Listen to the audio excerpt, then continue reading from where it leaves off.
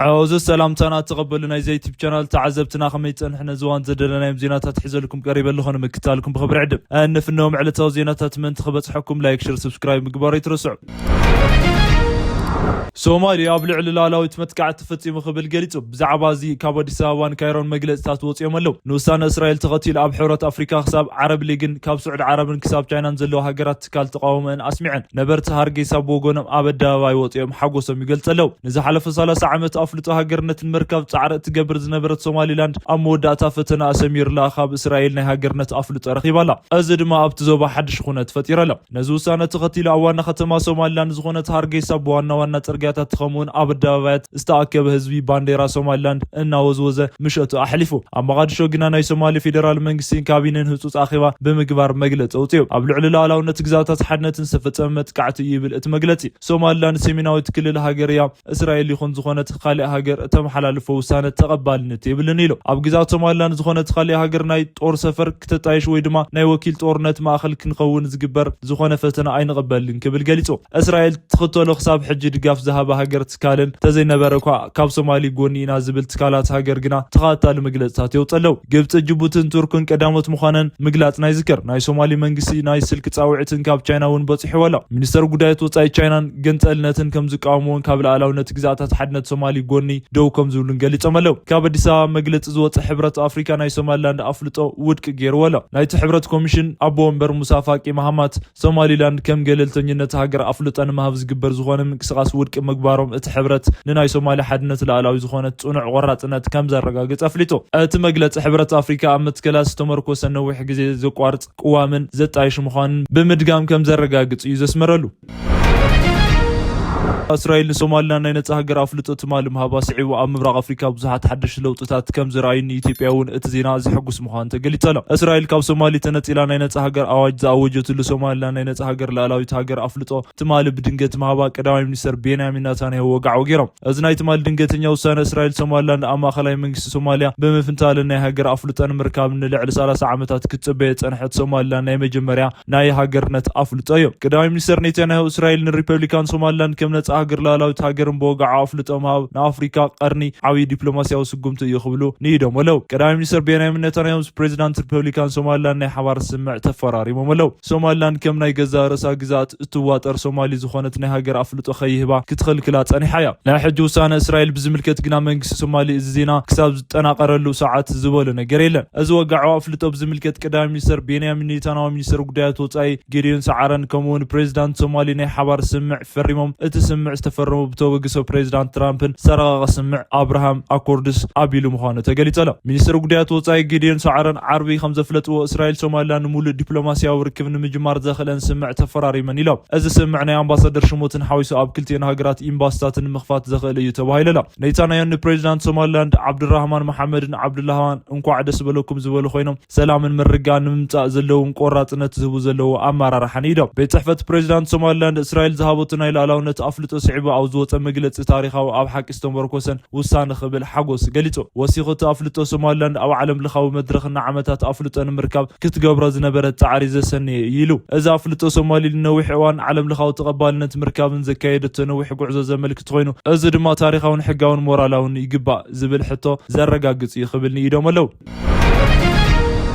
بلتقنا محبراو ميديا بمتحبارنا بكل تجراي زاتو زلنا رديت اخلن مقراط وفر خم جمره تقليتو رديت زمنزعو كيلاتاتن كم زطايشو تقليتو منغستن زطميم زلو زيغاتات مردان جبن مخان بمغلاط قاتل للا نرديت متاخلي بمشاطن طور مسارحي غزالو تبايلو بعالم لخاو مراخو بزهان زغلصلو زنبرنا بلتقنا منغسي خاب 3 عامات تصنيحن مجمريا غزي حزبي بمتماين موتن يبصح خم زلو قاتل للا اب حزبي يبصح زلو اسكاخاي ناي مصنات وفرن بسمع حلفو زيدلي ኢትዮጵያ ብናብራም ባህሎምን አቢሎም ንምርዳእ ዘለዎም ምኒሕ خنصبارق ተራይሎ ብልጽግና ግና ነትረዲት ናብቶም ዝጠመዩ ሰባት ዘብጽሕዎ ሰባት ንዝሓዝዎ ረዲት ኣብ ኤርፖርታትን ኮሙን ኣስተፋላለዩ ቦታታት ዘጣይሹ ወኪላታትን ይምንዘዓም ከም ዘለ ተገሊጹ ምርዳ ናይ ኢትዮጵያን ባህሊ ይኹን እምበር ናይ ብልጽግና መንግስቲ ግና ናይ ምርዳእ ገበን ይብማል ብኮሚሽን ሓደጋ ምክልኻል ድልውነት መግለጽ ኣውጥየሎ ኮሚሽን ሽፈራው ተኽለማርያም ረዲት ዝቡ ሰባት ንካታተል ኣለና ብሕጉን ተሓትት ክንገብር ኢና ምባሎም ኣይዝንጋዕን ናይ ብልጽግና መንግስቲ ድርቅን ባህርያውን ሓደጋ ዘጋጥሞ محورا ميديا فلوطات سباتن زغبرنا يرديت متخاب صاوعت غبن يلخ وطعن قطع انت سمع يفلتن يخون بركابسو من جمير اب سمين شوا سمين ولب فلاي دما اب كل تግራይ نزوها برديت زغبرنا محورا ميديا منقسقاس غبن يو እና بل يركب از بمال دما اب كيلاتات ايربورتن زطايشم كيلاتات رديت منزع مجمار رديت كوب سبات تزاريبو ملو كاب ايربورت بتوسخي اب ادما اديس ابا دريدوان كومون اب كالوت كابتات انت مزابلت زبصح رديت خقواطور خمصنحن كيلاتات اطايشلو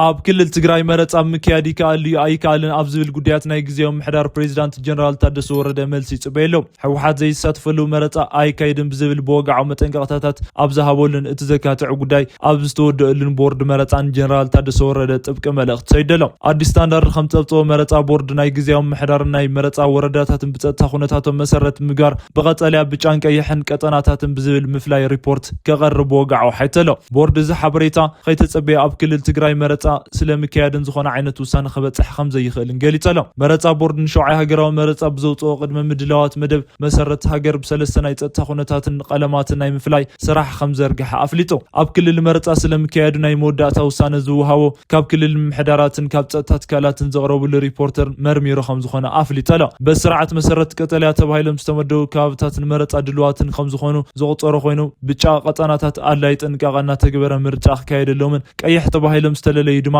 ብነበራው ናይ ጸጥታ ስጋትን ምኽንያትን መረጻ ንምክያድ ዘይምቹ ተባሂሎም ተፈልዮም ኣለው ስርዓት መረጻ ቅድሚ ምግላጾም ናይ መረጻ አፈጻጽማ ንምውሳንን ዘርድእ ኮይኑ ካብ ሻልሻይ ሃገራዊ መረጻ በተለይ እውን ኣብ ቤንሻንጉል ጉሙዝ ዝነበረ ተሞክሮ ትምህርቲ ዝተወሰደ ምዃኑ ተገሊጸሎ ቦርድ ከም ዘመላኽቶም መስርሕን ብሰለስቲኡ ቀለማትን ዝተኸፋፈለ ናይ ሰላም ጸጥታን ገምጋም ምክያድ ጀሚሩ ካብ ስራሕ መራሕቲ ምስ ብዝተጣዓመ መልክዑ ካብ ፖለቲካ ፓርቲታትን ሲቪክ ማሕበራትን ካብ ክልልን ከተማ ምሕዳራትን ከምኡውን ካብ ጸጥታ ኣካላትን ናይ ምክክር መድረኻትን ይካይድ ብኻሊ ወገን ጀነራል ታደሰ ንዝሓለፈ ሰሙን ካብ ፌደራል መንግስቲ ንምዝራብ ናብ አዲስ አበባ ዝነበረሉ እዋን ምስ መረጻ ቦርድ ሓለፍታት ምርኻቡን ቦርድ በዋናነት ኣብ ትግራይ ዘሎ ናይ ጸጥታ ኩነታት ሕቶ ምቕራቡ ገሊጸሎ ጀነራል ወሲኹም ምሕዳር ዝሃብዎ መልሲ ብኽልተ ኣማራጽታት መሰረት ከም ዝኾነ ብምጥቃም እዚ ድማ መረጻ በዛ ዓመት ክካየድ ከም ዝኽእልን ካብ ምኽንያታት ምስ ምግላጽ ወይ ኩነታት ዘይፍቅድ እንትኾይኑ ዘይከኣለሉ ምኽንያት ምግላጽን እዩ ጉዳይ ኣይንገብሮን ኢልካ ምቋም ዘይኾነስ ከም ነባራዊ ኩነታት ይከኣል ወይስ ኣይከኣልን ዝብል ኢሎም ኣረድዮም እዚ ከምዚ ኢልና له ببهراو مرጻ ቦርድ ካብ ሕጋዊ ፖለቲካ ፓርቲነት ዝተሰረዘ ሕወሓት ብሕገወጥ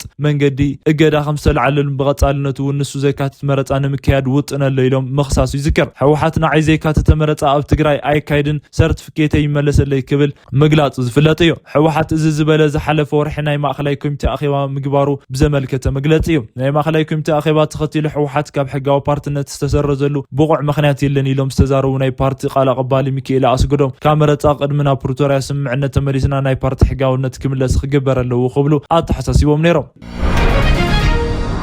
ናይ ቤት ምኽሪ ኣባል ዝኾኑ ዶክተር ደሳለኝ ጫኔ ግብጽ ኣብ ጉዳያት ዓሰብ እትገብሮ ዘላ ምንቅስቓስ ኣመልኪቶም ሎም ናይ መጠንቀቕታ መልእኽቲ ኣመሓላሊፎም ኣለው ዝምላዕሎት ኣመራርሓ ኣብርን በዝመልእኽቶም ግብጽ ኣብ ጎረሮ ኢትዮጵያ ገመድን ስልታዊ ምሽማቕን ትእትላ ክብሉ ስጋቶም ገሊጾም ኣለው ናይ ፓርላማ ኣባልን ግብጽ ብኤርትራን ብጅቡትን ትንቀሳቐስ ምህላዋ ዘመላኽት ሓበሬታ ብምሓዝ ኣብ ወጋዓዊ ናይ ማሕበራዊ ገጾም ዝጸሓፍዎ መልእኽቲ እዩ እዚ ኢሎም ዘለው ግብጽ ናይ ኤርትራን ጅቡትን ወደባትን ምልማዕን ካብተን ሃገራት ምስምዕ ከም ዝበጽሐትን ዘናሽናል ጋዜጣ ካብ ትማሊ ወጋዓብ ዝገብሩ ሓበሬታ መዘራረብ ቀጢለሎ ግብጽ ንምልማዕ ዝተስማዕምዐትሎም ናይ ኤርትራ ዓሰባትን ናይ ጅቡቲ ዶራሌን ወደባትን ምዃኖም እቲ ጠብጣብ ጠቂሱ ኤርትራን ወደብ ዓሰብን ግብጽን ኣማሓሻ ክትሃንጾም ስምዕ ከም ዝበጽሐትን ንዝሓለፈ ጥቅምቲ ወርሒ ፕሬዚዳንት ኢሳያስ ኣፍወርቂ ናብ ካይሮ ኣብ ዘመርሑሉ ግዜ ከም ዝኾነ በቲ ጠብጣብ ተመልኪተሎ ናይ ጅቡቲ ዶራሌን ወደብን ናይ ኢትዮጵያ ቀንዲ ሃገራዊ ንግድን መውፅእን መእተውን በሪ እዩ ግብጽ ካብ ክልቲኦም ወደባት ናይ ጦር መራኸብ ነዳድን ንምምላእ ዘገልግል ጣብያ ተጣይሸላ ተባሂለሎ በዚ መዘራረብ ጉዳያት ሎሚ ድምፆም ዘስምዑ ተወካሊ ኣብርን ዶክተር ደሳለኝ ጫኔ ግብጽን ዓሰብን ዶራሌን ወደባትን ምልማዕ ካብቶም ወደባት ዝተፈላለዩ ሚና ክህልዋ ምስ ኤርትራን ጅቡትን ዝበጽሐ ተስምዕ ናብ ተግባር ዝቕየር እንተኾይኑ ኣብ ጎረሮ ኢትዮጵያ ዘጥለቕለቐቶ ስልታዊ ምሽምቓቕ ተገይሩ ዝቑጸር እዩ ክብሉ ስጋኣቶም ገሊጾም ኣለው ደሳለኝ ወሲኾም እዚ ናይ ግብጽ ስጉምቲ ኣብ ቀይሕ ባሕርን ቀጠናን ኣብ ቀርኒ ኣፍሪካን ኣብ ቀረባ ግዜ ካብ ዝተረኣዩ ክስተታት ውሽጢ ላዕለዎት ናይ ሓይሊ ሚዛንን ለውጢ ዝፈጥር ኣብ ቀጠናዊ ጂኦፖለቲካዊ ጂኦስትራቴጂካዊ ሃይድሮፖለቲካውን ጸጥታን ጉዳያትን ዓብዪ ትርጉም ዘለዎ ስጉምቲ እዩ ክብሉ ኣተሓሳስዮም ኢትዮጵያ ነዚ ሓድሽ ፈተና እንታይ መልሲ ይህልዋ ንዝብል ናይ $1 ሚልዮን ሕቶ መልሱ ግዜ ናብ ቅድሚ ይንገረሉ ክብሉ ደሳለኝ ጫኔ መልእኽቶም ገሊጾም ኣለው እቲ ጀነራል ናብ ቱርክ ምርሑ ነንሕድሕድ ኩናት እትናወጥ ዘላ ሱዳን ናይ ሓደ ወገን ተዋጋ ኣካል መራሒ ዝኾኑ ናይ ሱዳን ጀነራል ዓብዱልፈታሕ አልቡርሃን ብሎም መዓልቲ ቱርክ ኣትዮም ምስ ፕሬዚዳንት ረሲብ ጣይብ ኤርጋዶንን መኺሮም አልቡርሃን ናብ ቱርኪ አንቃራ ቅድሚ ምርሖም ፖርት ሱዳን ኮይኖም ምስ ኤርትራ ፕሬዚዳንት ኢሳያስ አፈወርቂ ከምኡውን ካይሮ ምስ ግብፅን ፕሬዚዳንት ዓብዱልፈታሕ አልሲስን ብተኸታሊ መኺሮም እዮም። ጀነራል አልቡርሃን ካብ ሰሙን ብዝካየዱ ውግኣት ዓወት ኣይቀንዖምን። ተዋጋእቶም ናይ ፈጣን ሓይሊ በጻሕቲ ወይ አርሲኤፍ ጀነራል መሐመድ ሓምዳ ዳጋሎ ሄሜት ኣብ ሰሙን ዝተኻየደ ተኸታታልቲ ዘለዎ ውግኣት ናይ ጦር ላዕለዎትን ወሲዶም ተራእዮም ኣለው። ዓወት እውን ቀኒዕዎም ኣለው። በዚ ማእኸል አልቡርሃን ፍቱን ዝተባሃሎም ናይ ጦር ድሮናትን እተፍረ ቱርኪ ኣምሪሖም ብሎም መዓልቲ ምስ ቱርኪ ፕሬዚዳንት ረሲብ ጣይብ ኤርጋዶንን መኺሮም ኣለው። ክቡራት ተኸታተልቲ ኣሎም ዘደለናይ መርእስተ ጉዳያት ኣብዛዚምና ኣለና። ላይክ ሼር ኮመንት ምግባር እንቻናልና ዘለኩም ደገፍ ብምግላጽ ከም ዘይትርስዑ እናበልና ምስ ካልኦት ሓበሬታታት ተመሊስና ክሳብ ንራኸብ ሰላም።